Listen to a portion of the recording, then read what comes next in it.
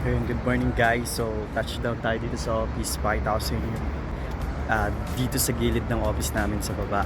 Ganda ng view guys. Pakita ko sa inyo. Yeah. Naisipan ko lang mag-drop dito since naghihintay pa tayo magbukas yung office. So, ayun.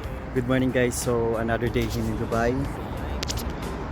So, may share lang ako guys. Actually,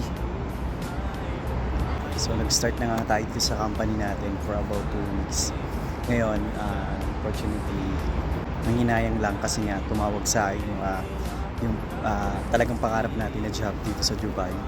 So, tumawag sila sa akin and then yun nga, schedule talaga sana tayo for interview. Yun talaga yung 3 job natin kasi yun nga yung experience natin sa Philippines for about 7 years. Okay? So, nakakapanghinayang lang pero grateful pa rin kasi nga may trabaho na tayo kasi nga wala naman tayong choice since visit visa lang tayo, so gusto na natin makatrabaho agad kaya nag-grab na natin tong company na to. So nagkataon talaga na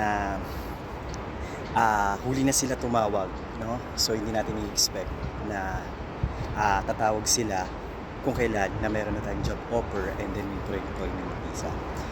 So, sad lang, pero at least, di ba, may trabaho na tayo, hindi na natin kailangan mag-exit. So, that's all matter.